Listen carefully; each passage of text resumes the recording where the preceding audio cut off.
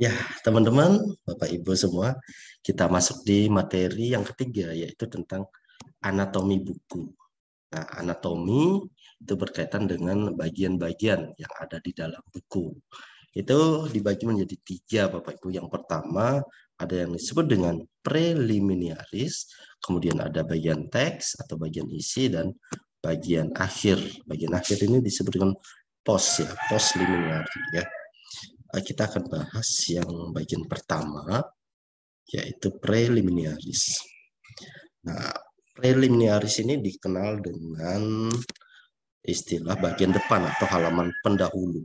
Nah, di dalam preliminaris ini terdapat beberapa yang termasuk ke dalam kategori preliminaris. Yang pertama itu adalah halaman Prancis.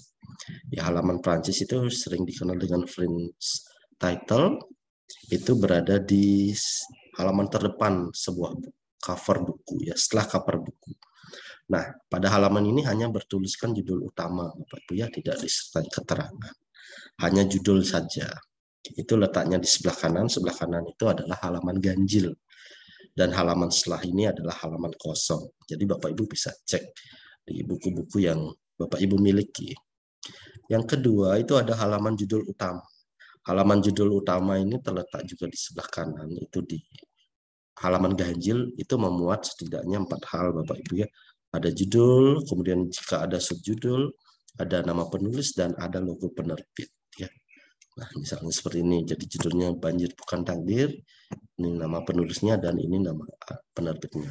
Jika ada logo boleh diisi. Itu kan bergantung pada penerbit itu sendiri.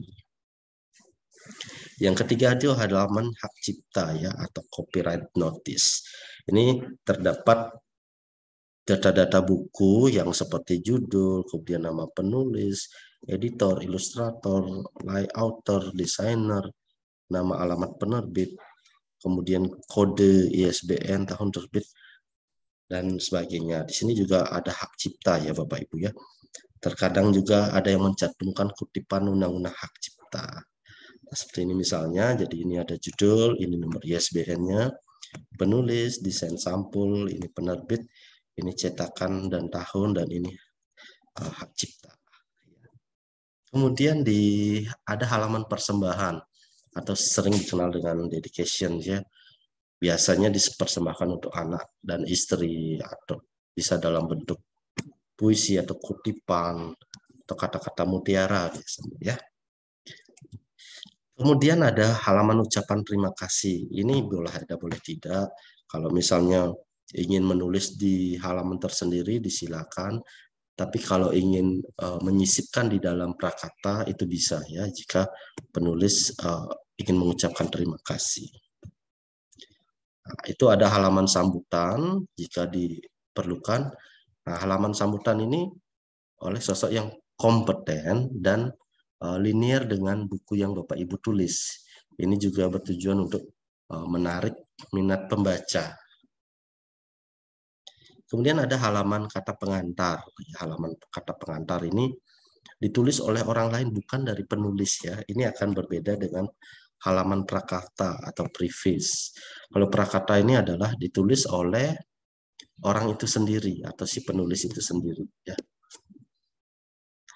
Lalu yang perlu diperhatikan di dalam prakata itu tidak lebih dari 2 halaman atau paling sedikit 1 halaman. Ini plus minus sekitar 300 sampai 350 kata. Nah, di dalam prakata itu setidaknya memuat ini, Bapak Ibu, kontennya ada pembaca, sasaran, ada gambaran isi buku, keunggulan, dan pesan untuk pembaca. Nah, di sini juga seperti tadi bisa diucapkan atau disisipkan ucapan terima kasih. Nah, ini adalah salah satu contoh prakata, ya, Bapak Ibu, ya. Jadi di dalam sebuah buku itu ini harapannya, kemudian bagaimana keunggulan buku atau gambaran isi buku. Nah, kemudian ada halaman daftar isi, Bapak Ibu. Jadi di dalam daftar isi itu memuat isi daripada buku. Nah, ini ada halaman daftar tabel, ilustrasi, daftar singkatan, akronim. Nah, ini untuk buku-buku yang sifatnya seperti buku referensi atau buku yang lain, ya. Jika novel biasanya tidak ada seperti ini, Bapak. Tidak ada daftar tabel, ilustrasi, atau daftar singkatan dan akronim. Nah, lanjut di anatomi buku bagian teks atau text matter. Ini adalah inti ya Bapak Ibu. Nah, jika dia buku-buku yang sifatnya atau bersifat non-fiksi, itu biasanya dia memuat bab, subbab, hingga sub-subbab ya. Atau misalnya jika novel itu bisa di dalamnya memuat sub-sub judul. Jadi bergantung pada jenis buku yang Bapak Ibu nanti akan kerjakan. Nah, misal ini adalah salah satu buku berjudul Problem Based Learning berbasis etnoscience pada energi bunyi.